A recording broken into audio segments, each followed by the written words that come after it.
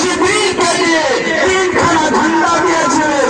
একখানা ঝান্ডা পশ্চিমেরা কোনাতে ছিল, অপর ঝান্ডাখানা পূর্ব দিকেরা কোনাতে ছিল, আর একখানা ঝান্ডা আল্লাহর পবিত্র ঘর ছিল। সুবহানাল্লাহ।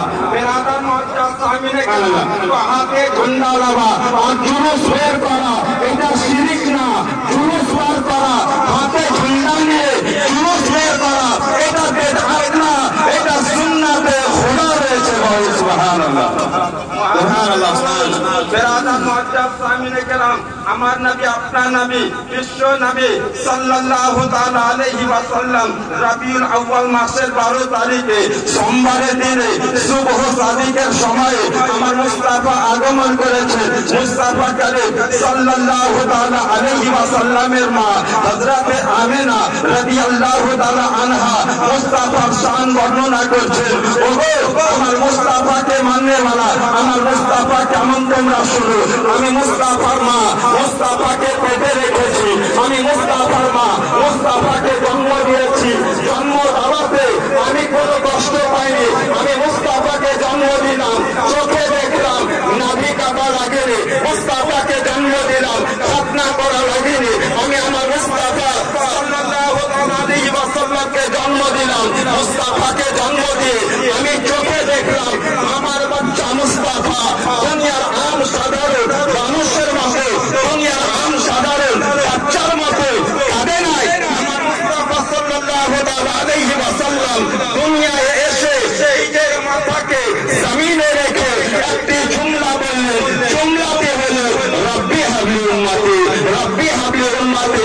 এই বেরাদার মুআজ্জাজ মুস্তাফা দুনিয়াতে আসার পরে উম্মতকে স্মরণ করলেন, সাজদা করলেন, আর জগৎকে জানিয়ে দিলেন, এই জগতের লোকেরা শুনো, আর তোমরা জানো সাজদা করার জন্য মানুষকে পাক হতে হবে।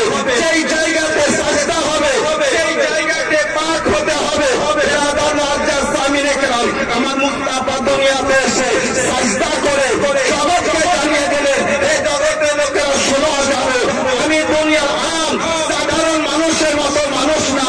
আমি মুস্তাফা দুনিয়াতে এসেছি, পাক হয়ে এসেছি, পাকে পাক করেছি।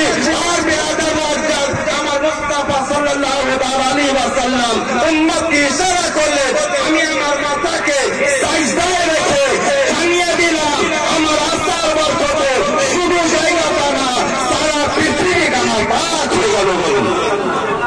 বেরাদার মুআজ্জাজ সামিনে কেরাম, আমার সেই রাসূল সাল্লাল্লাহু তাআলা আলাইহি ওয়াসাল্লামের জন্য কিছু লোক বলে থাকে নবী সাল্লাল্লাহু তাআলা আলাইহি ওয়াসাল্লাম আম সাধারণ মানুষের মতো একজন মানুষ। বেরাদার মুআজ্জাজ সামিনে কেরাম, এদেরকে জিজ্ঞাসা করব না, আপনারা জানতে পারলেন মা আমিনার কাছে আমার মুস্তাফা কেমন।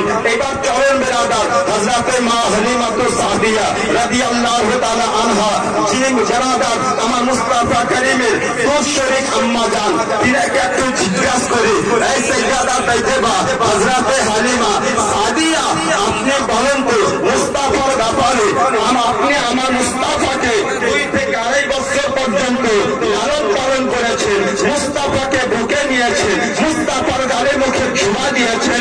এই হালিমাতুস সাদিয়া, আপনি বলেন আমার মুস্তাফার বাল্য অবস্থা কেমন ছিল।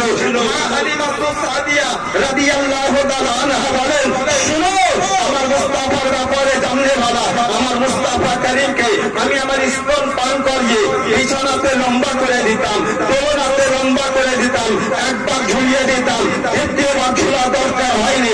আল্লাহর ফেরেশতারা আমার মুস্তাফার ঝোলা ঝুলাতে সুবহানাল্লাহ সুবহানাল্লাহ সুবহানাল্লাহ।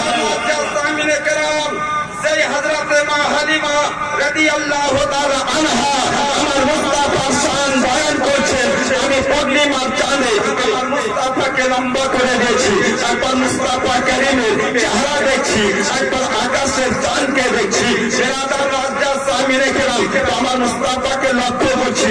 আমার মুস্তাফা কখনো হাতখানা ডান দিকে করে, আমার মুস্তাফা কখনো হাতখানা বাম দিকে করে, আমার মুস্তাফা কখনো হাতখানা সামনে দিকে করে। এক কথায় আমার মুস্তাফা সাল্লাল্লাহু আলাইহি ওয়াসাল্লাম হাতকে লড়া